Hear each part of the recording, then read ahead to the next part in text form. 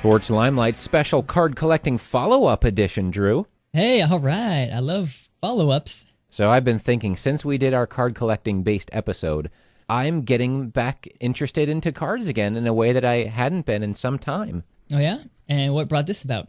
Well, I sort of gave a tell to myself when listening back about how I was talking about how I had lost interest the first time, some 15, 16 years ago. And I talked about how my brother had sold me all of his cards. Mm-hmm. That coupled with leaving New Jersey and moving away from my best friend who also collected cards and who we'd constantly talk about them and we'd look at each other's cards and trade. My lack of interest was kind of spurred on then by just having no one to share it with. Fast forward to starting a few weeks ago after we did our first card collecting episode, I found myself getting interested again. Not interested in the same way as it went back then where, I'm not going to be buying any more cards or collecting anymore. But the looking at my old cards, reorganizing, wondering how much they're worth. And I think that's due mostly to you. And now that I have someone to share it with again. Hey, that's awesome, man. Glad to hear it. I can go about a couple years without even looking at my cards. But then just one random summer day, I'll get bored and I'm like, I'll just check these out again and laugh at them and say, cool. And then, as you said, now I have somebody to kind of make fun of cards, and that way I'm not all being dorky in front of people that don't care. Be like, oh, look at this guy. But yeah, speaking of cards, if you want to trade, I have a card here I brought into studio. Hey. It's laminated and everything. That looks like the 1986 Fleer coveted Michael Jordan rookie card. It is, and it's in mint condition. I'm not sure how much this particular item is, but I've heard it can go for a couple thousand. So well, there you have it. If anyone's interested, I can give a pretty good description to you over the phone and tell you all the numbers on it and stuff. It's Jordan holding a basketball, about to dunk it. Looks good to me. Yeah, and it even has his autograph on it. That's got to make it even more valuable, so we think. Yeah, that was a good question you brought up earlier today. Does an autograph make the item less valuable because now it is not mint, or more valuable because it is the player on the card? Right. If a Michael Jordan autograph goes for $100, let's say, and the card is worth $500, do you add the values of the two together?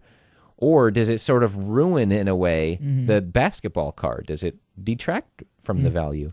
I don't really have any education on this, but I would assume that if he had signed like a basketball, it would become more valuable because it was just a basketball. But this is like an actual card, and it is graded and all that kind of stuff.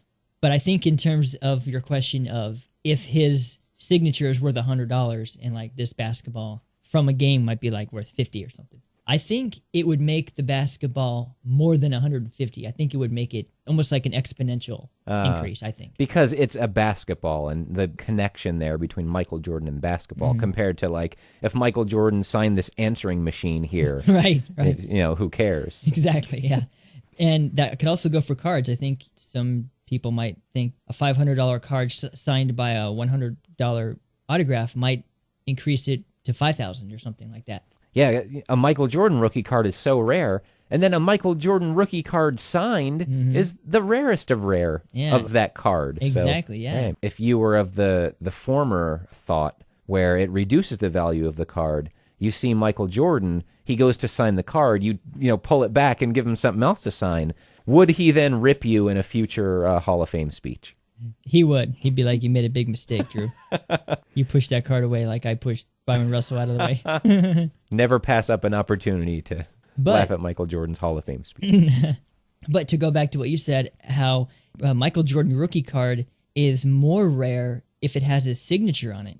What if I signed it, my name? That would be even more rare. There's only one of those in the world. Right. That's got to be worth thousands. I don't see a flaw in this. My signature is considered priceless. It has no price on it. Just get out a Sharpie and start signing all your cards. Dude, yeah. Even Randy Brewer. That is the rarest card out there, is Michael Jordan rookie with my signature on it. So speaking of Michael Jordan, how did our NBA draft results end up? The follow-up of the next thing. We talked on a prior show about the greatest NBA drafts in history and what if we made a starting five with each one. And I actually did that with thanks to the whatifsports.com simulation engine. 6 teams total. I added the 96 draft and the 98 draft to get some balance. You got 3 in the modern era, so to speak, 3 from the 1980s. Had them play a season against each other, 82 games. Can I share with you, Drew, the results of that season? Please do. I assume the 84 team did pretty good. A safe assumption and a correct one, although I think both of us were surprised with just how dominant they were. They went 73-9 in the season against all the others. Man, one win better than the 96 Bulls. That's right. Second place was the 2003 draft, 45-37. Wow. And then the 87 draft, of course, that's Robinson, Miller, Pippen, 44-38. Then the next 3, 85 draft with Ewing, Malone, were 34-48. 96 draft, 27-55. And 98 draft, 23-59. Those guys stink. I'm surprised that the 1985 team didn't do better. The results pretty much mirrored the pecking order.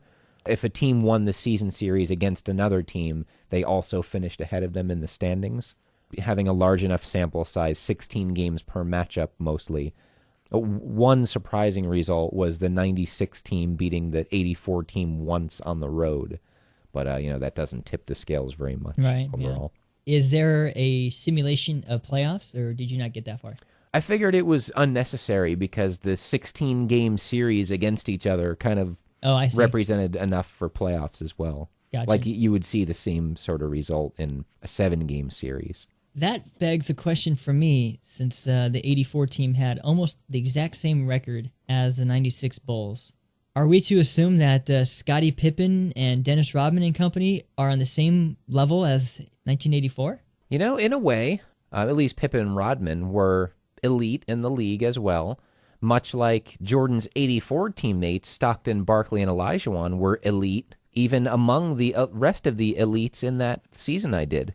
They're still elite compared to like Vince Carter and Antoine Jameson from the 98 draft. Yeah, so I'm wondering if that team could beat any draft. Ooh, putting the 96 Bulls against, say, the worst drafted team, the 98 draft All-Stars. What would be cool?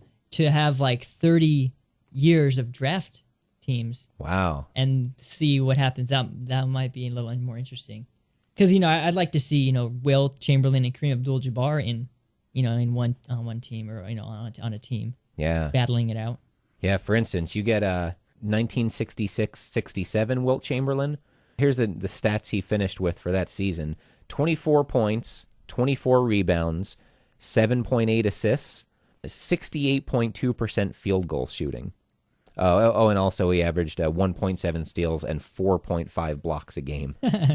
He would lead almost every statistical category except for assists. Amazing. So I'm curious, is that the What If Sports, is that what they consider his best season? I don't think so. I think I think his 1962 season was the best. His 50 points per game. Yeah. See, and I wonder if you put a draft with him in it against the 84 team, that's gotta be skewed, right? I mean, he's scoring half the points, right? Yeah. And the reason I picked 66-67 Wilt Chamberlain here, it happened to be on my roster of my team I put together. I think that Wilt Chamberlain fits in so well with a team because he doesn't demand the ball that much. So you can have other great scorers on the team as well. Like get LeBron James, for instance, from 2011-2012. It's kind of balanced. Chamberlain scores 24 a game.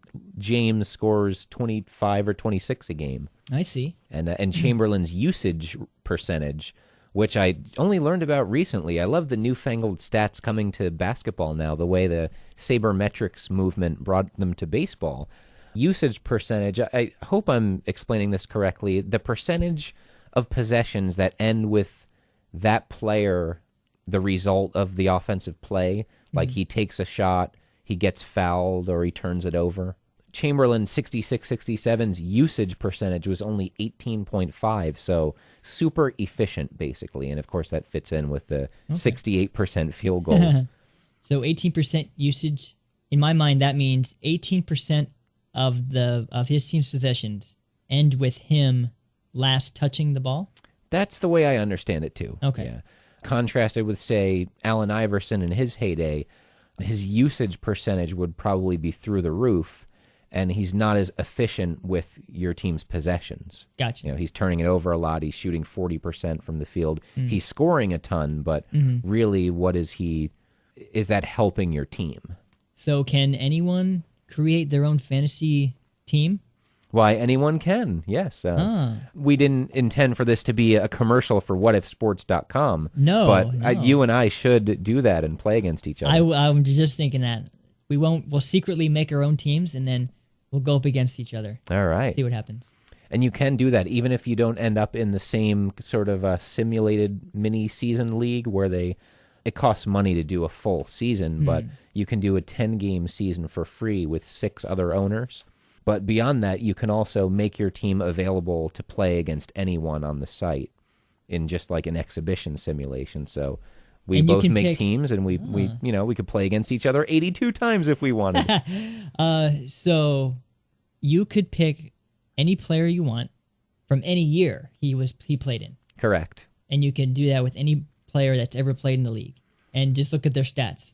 Yep, you get $42 million as your budget in the season thing here, or the mini season. So a 1989 Jordan would be high to get if you wanted him. I think my Wilt Chamberlain here takes $11 million of the $42 million cap. Oh, okay. And how many players do you get to pick? You have to have 12. Oh, okay. So I ran into trouble here picking too many super efficient players. You almost have to have bad players to fill out your roster, because even Alonzo Mourning here from 0405, he was super efficient, but he only averaged 3 minutes a game. So if you play him more than 3 minutes a game for very long, he'll get tired and lose his effectiveness.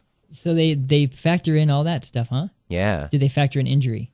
Not in the exhibition free season. So your guys won't get injured, but they'll get tired. They will get tired. I had Steve Nash on one of my teams, one of the 96 Steve Nash when he was a rookie. Didn't play a ton of minutes, but I thought, oh, that's cool. I have a Steve Nash on my team.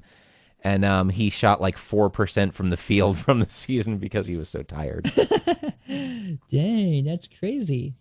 Can't even blame his terrible defense on his offense suffering. Wow, man, I'm already hooked. I want to do this right now. Yeah, let's do it. Holy crap. Well, maybe we'll record a follow-up to this follow-up episode on how our teams did against each other. We should do an episode of a live simulation. Yes. Oh, I won that game. I won that game. That is how fast they go. They're instant, and they generate a full box score. And I think I sent you a link to one of my box scores. Yeah, that's right. Ewing had 9 blocks, but Olajuwon had 0. Yeah. Quite an outlier, although, Ewing getting 9 blocks, not too outlandish because he averaged like 4 per game that season. Yeah. But just that kind of gap. I didn't see another simulation like that where... What's less likely to happen? 9 blocks for Ewing or 0 for Olajuwon? Right. Ewing would come in with that weak finger roll stuff, and Olajuwon would figure to swat away at least a couple of those. Right. Unless you think we're only going to plug one simulation here. I spend a lot of time playing Sim Dynasty Baseball. I don't know what it is. I have just never got into fantasy baseball. Too many games... Too much rotation. I just give me my 5 players and I'll plug them in. Well, Sim Dynasty Baseball is a little different. It's fictional players where they have ratings, and you have your team, and there's an amateur draft every year and everything, and you just okay. That simulates 162 game season after season. And how do these fictional players get created? They're just auto generated every year for the amateur draft. Okay. They're ranging from age 17 to 22-ish. Do they have certain attributes, like power and whatnot? Yes. Contact and power versus right and versus left. Speed, and then range and arm for defense. And health. Okay. And then for pitchers, it's a little easier, just endurance, velocity, and control. Interesting. We intended this as just a follow-up for 2 things, and we gave you a little more, a little fun with simulations. Dude, you created something in my mind. That's not going away soon. All right, love it. Sports Limelight, thanks as always for joining us. We'll talk to you soon.